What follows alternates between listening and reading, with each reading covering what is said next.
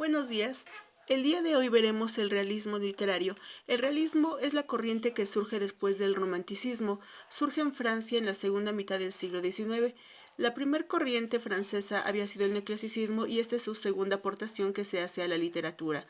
El realismo es una fotografía de la realidad y es que lo que pretende esta corriente es acabar con los excesos románticos.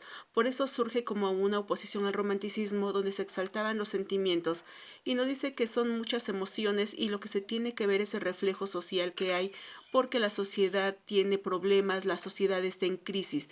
Tenemos aquí las imágenes de algunos de los más grandes representantes de la corriente realista, como pueden ser Gustavo de Flaubert, Émile de Zola, León Tolstói, Charles Dickens. Sin embargo, eso lo veremos en la clase de mañana, detenidamente cada uno de ellos. El realismo literario es una corriente que se desarrolla en Europa en la segunda mitad del siglo XIX y que se abre paso durante el declive del romanticismo. Siempre una corriente literaria es la oposición a la anterior porque tratan de cambiarla completamente. Esta tendencia viene a alejarse de la fantasía y de la imaginación imperante durante la primera mitad del siglo XIX, que con el fin de explicar la realidad social y analizarla. Asimismo, supone el cambio de lenguaje y el estilo del periodo anterior. Aquí lo más importante es que se deja de expresar las emociones y por lo mismo la poesía queda a un lado y lo que empieza a desarrollarse es la novela. La novela se impone en este periodo como la manifestación literaria más destacada y adecuada para observar, reflejar y explicar la realidad social. El realismo literario surge en Francia, pero pronto se desarrolla en otros países. Otro de los países que tienen gran auge en el realismo pues son, por ejemplo, Rusia e Inglaterra, que son grandes representantes de esta corriente, aunque también ahí se incluye a España con autores como Benito Pérez Galdós, que es un escritor muy prolífero y siempre retratando la sociedad de su tiempo. Las características que tiene el realismo son las siguientes. Nos dice que presenta unas características donde la forma y la técnica es importante porque son muy descriptivos. Las obras realistas, las novelas, los cuentos son muy descriptivos, por eso es que son obras extensas. No vamos a encontrar novelas cortas, sino que son de varios cientos de páginas, porque es una descripción minuciosa y detallada de lo que se hace. Nos dice que tiene una observación y descripción fidedigna de la realidad. La naturaleza es como es y por lo tanto no la cambian, la tienen que plasmar tal y como ellos la observan. La crítica social y política también es muy importante dentro de esta corriente, porque escriben con el propósito de denunciar los conflictos de la vida cotidiana, lo que sucede en sus países, por ello es muy representativo. En la novela se postulan de manera crítica a la sociedad y a la política, porque el propósito final de la obra es contribuir de alguna manera al cambio social, y por ello es la crítica. Son críticas bastante fuertes, pero siempre con el ánimo de que se evidencien para poder cambiar.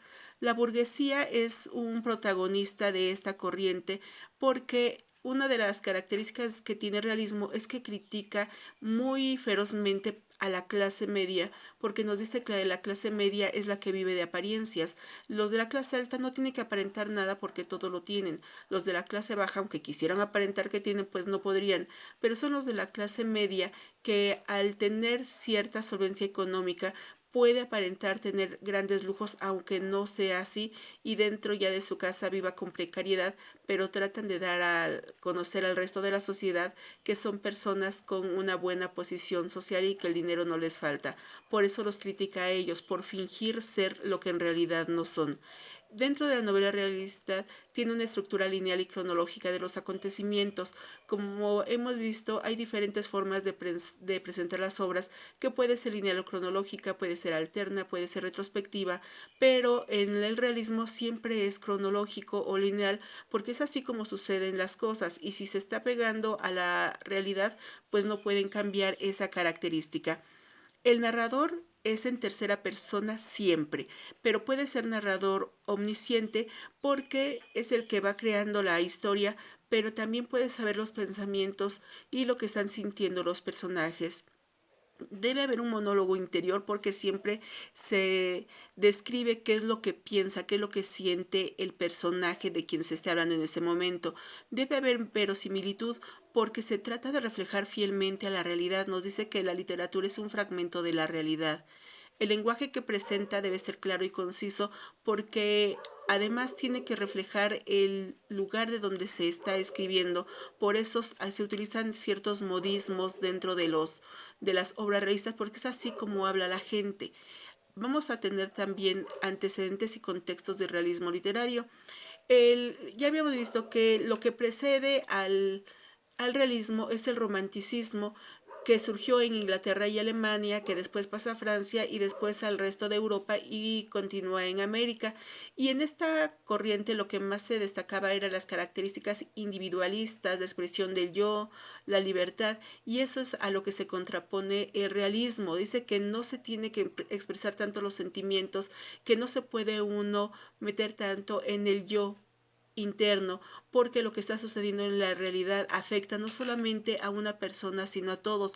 Por eso la realidad tiene que ser más firme y tiene que ser descrita para que todo mundo lo pueda observar y pueda crear un poco de conciencia. Aquí en las características también nos dice que en el aspecto social hay un descontento de la clase obrera durante el siglo XIX, sobre todo en la segunda mitad, porque se trata de buscar los derechos de los trabajadores, lo cual no se tiene.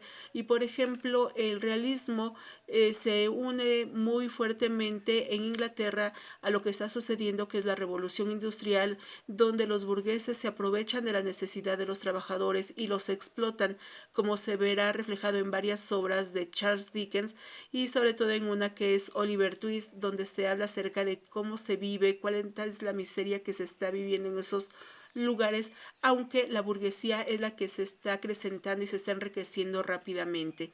También el aspecto político es importante y aquí nos dice que la burguesía se consolida en el poder y tiene posturas conservadoras y son precisamente los políticos burgueses los que están dominando y siempre explotando a la clase obrera, que es la que más se hunde en la pobreza. También se manifiestan aspectos ideológicos como la corriente filosófica del positivismo y esta pues se extiende en la burguesía, para la cual no hay otra forma de conocer el mundo que no sea a través del método científico, mediante el estudio empírico de los derechos. Entonces es aquí durante esto que se empieza a desarrollar mucho también, se va a meter la ciencia y esto culminará con el naturalismo, que sería la siguiente corriente, donde se habla de la aplicación, pero es de una pseudociencia, es decir, no es una ciencia real, sino que se adapta a las situaciones que se van a vivir tratando de demostrar algo que no se puede demostrar con ciencia, porque la ciencia tiene que ser algo exacto, algo comprobable en todo lugar, y un aspecto social no puede serlo de esa manera. Las realidades sociales no son las mismas en todo lugar, no puede ser lo mismo la sociedad que se esté viviendo en ese momento, la situación social de Francia que la que se vive en España, o no es lo mismo de lo que se vive en España que en Inglaterra, y de Inglaterra si pasamos a América Latina tampoco sería lo mismo, ni la realidad latina sería igual si se habla de Argentina o se habla de México.